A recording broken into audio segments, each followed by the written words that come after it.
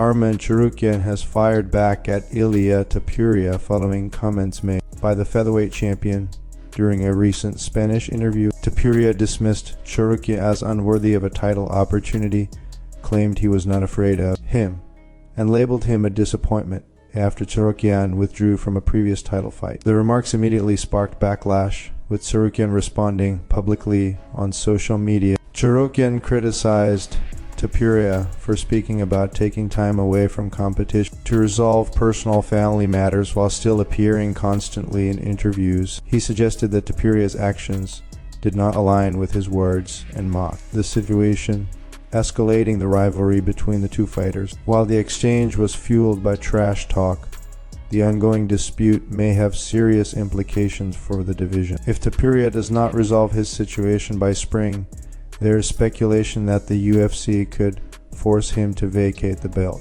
Although nothing has been made official, the promotion has a history of intervening when champions remain inactive for extended periods. The current expectation is that Paddy, Pimblett, and Gaethje will compete for an interim title in January. If that happens, Tsarukyan could be positioned to face the winner for the undisputed championship, potentially avoiding a long wait for his next opportunity. Before Tsarukyan's response, Topuria went on an extended rant explaining his stance. He dismissed claims that he is afraid of Tsarukyan and acknowledged that Tsarukyan is a talented fighter. However, he emphasized that Tsarukyan previously had the opportunity to fight for the World Championship and chose to pull out. According to Topuria, all fighters deal with injuries such as shin, arm, and leg pain, yet still step into the cage, implying that Tsarukyan failed to do so. Topuria then spoke from the perspective of a promoter, arguing that when the UFC heavily invests in a fighter by promoting them, placing them on major cards, and providing significant opportunities, trust becomes essential. He stated that withdrawing from a title fight damages that trust. He also referenced a separate incident where Tsarukyan headbutted an opponent during a face-off, calling it reckless and disrespectful to the promotion's support. Topuria concluded by questioning whether anyone would continue investing in a fighter who repeatedly puts opportunities at risk. He claimed that such actions led decision-makers to lose confidence in Tsarukyan, signaling a deep divide that could shape the future of the division. The welterweight division has become even more chaotic following new comments from Carlos Prates, who revealed a major behind-the-scenes promise involving UFC President Dana White during a recent podcast appearance. Prates stated that prior to his knockout victory over Leon Edwards, Dana White personally assured him that a title shot would be guaranteed if he secured a knockout finish. That revelation immediately sent shockwaves through the division and reignited debate about who truly deserves the next championship opportunity. Prates' comments surfaced just days after broadcaster John Anik disclosed that a potential matchup between Islam Makhachev and Michael Morales is being targeted for February. That announcement alone complicated the title picture, but when combined with Prates' claim, the situation now feels completely unpredictable. Fans and analysts are split on what the UFC's next move should be, especially after witnessing Makhachev's dominant performance against Jack Della Maddalena. Many fans believe Makhachev should face a welterweight with proven high-level wrestling and physicality. Names like Kamaru Usman and Shavkat Rakhmonov continue to be mentioned as ideal stylistic matchups, fighters who could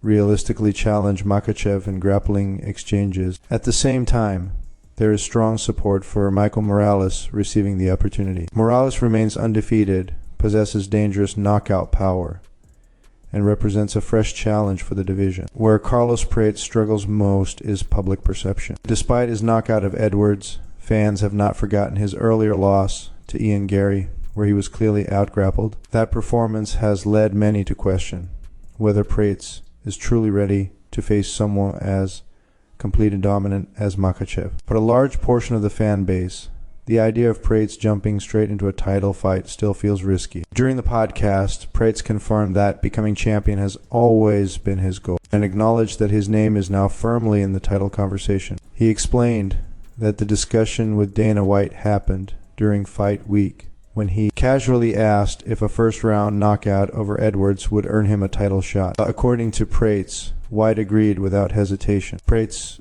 also revealed that The moment was unexpectedly recorded because he was wearing Meta glasses as part of a sponsorship. The footage was later posted online, quickly spreading across social media. He admitted feeling nervous afterward, worried that the recording might cause issues, but emphasized that the agreement was genuine. As it stands, the welterweight division feels wide open, with multiple contenders, conflicting promises, and no clear direction. One official announcement could instantly reshape the entire title landscape. Ilia Topuria has once again ignited controversy after delivering strong comments about a potential fight with Islam Makhachev during a recent interview. With tensions already high in multiple divisions, Topuria's remarks added even more fuel to the fight, suggesting that if the two ever meet inside the octagon, there would be no shortage of animosity. When asked about the possibility of facing Makhachev, Topuria made it clear that this is a matchup he believes fans are eager to see. He questioned why the fight has not materialized yet and suggested that Makhachev has been overly vocal from a distance. According to Topuria, it is easy to criticize and judge someone while being thousands of kilometers away, but the reality changes once fighters are locked inside the cage. Topuria emphasized that he represents a completely different challenge compared to Makhachev's previous opponents. He stated that he is not comparable to fighters like Jack Della Maddalena, Dan Hooker, or others Makhachev has faced in the past. Topuria portrayed himself as a unique and far more dangerous threat, warning that once he lands his right hand, the outcome would be decisive. He confidently predicted that such an exchange would result in Makhachev being put to sleep for a long time. The comments did not stop there. Topuria also directed harsh words toward Makhachev's longtime teammate and mentor, Khabib Nurmagomedov. He accused Khabib and his team of being overly arrogant and expressed a desire to submit Makhachev in front of him. Topuria went even further, suggesting that if Khabib were to involve himself afterward, he would confront him as well. While Khabib's fighting career is widely considered to be over, Topuria's remarks clearly targeted the influence and legacy surrounding Makhachev. The exchange quickly drew reactions from across the MMA community. Ali Abdelaziz, who manages both Makhachev and Khabib, responded publicly on social media. Abdelaziz said he was confused by the situation, noting that many people have shown Topuria respect and patience wise. He deals with personal family matters, which he acknowledged was appropriate. However, Abdelaziz questioned why Topuria would then come out and attack figures like Khabib, Islam, and Arman Tsarukyan without any immediate fight booked. As speculation continues, fans are left wondering whether a future showdown between Topuria and Makhachev will eventually take place. If it does, the rivalry appears to already be deeply personal, setting the stage for one of the most heated matchups the sport could offer. Paddy Pimblett has made a bold statement ahead of his upcoming clash with Justin Gaethje, outlining an aggressive game plan that has already sparked debate among fans and analysts. In a recent interview, Pimblett confidently declared that he intends to stand and strike with Gaethje throughout the fight, rather than relying on takedowns or grappling exchanges. Pimblett went as far as saying that he plans to retire Gaethje at UFC 324, a claim that immediately drew skepticism from much of the MMA community. Many fans assumed Pimblett would attempt to secure early takedown to neutralize Gaethje's power, but he firmly rejected that narrative. According to Pimblett, people expect him to shoot for a takedown within the opening seconds, but that is not part of his strategy. Instead, Pimblett insists that he wants to trade strikes with Gaethje and prove that he belongs in those exchanges. He believes that once the fight unfolds, critics will be surprised by his performance and forced to reassess their opinions. Pimblett expressed confidence that fans will watch the bout and realize he was not exaggerating his abilities. In breaking down the matchup, Pimblett described Gaethje as more of a traditional boxer who incorporates powerful leg kicks. While acknowledging Gaethje's striking credentials, Pimblett positioned himself as a more complete mixed martial artist. He emphasized that his approach is not limited to a single discipline, stating that he does not exclusively practice boxing, Muay Thai, kickboxing, Taekwondo, or karate. Pimblett referred to himself as an MMA striker, someone who blends multiple styles fluidly rather than relying on one specific striking base. He believes that this versatility will be on full display when he steps into the cage against Gaethje. According to Pimblett, this adaptability is what separates him from his opponent and gives him confidence in his striking-heavy game plan. With the fight still more than a month away, anticipation continues to build around the matchup. Pimblett's comments have added an extra layer of intrigue, as many question whether standing with Gaethje is a realistic or dangerous strategy. Gaethje is widely regarded as one of the most powerful and durable strikers in the lightweight division, making Pimblett's plan a significant gamble in the eyes of critics. As UFC 324 approaches, the debate over Pimblett's strategy is likely to intensify. Whether his confidence is justified or misplaced will only be answered once the cage door closes. Fans are now left to speculate on who will emerge victorious and whether Pimblett can back up his words with a career-defining performance. UFC 325 has taken an unexpected hit after a confirmed fighter withdrawal ahead of the event next month.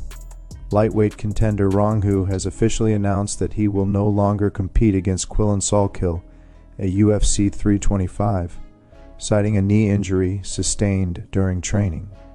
The update was first shared publicly over the weekend, immediately raising concerns about the status of the matchup and the impact on the card. According to Ronghu, the injury occurred during routine practical training and involves his knee. While early online speculation suggested the issue could be serious, he clarified that the injury is not as severe as some reports have claimed. He addressed the situation directly after receiving numerous private messages and comments, confirming that the injury is real but has been exaggerated by online rumors. Ronghu explained that he is currently undergoing medical treatment and rehabilitation under the supervision of his doctors. Although the injury is considered minor, medical professionals have advised him against continuing high-intensity training at this stage.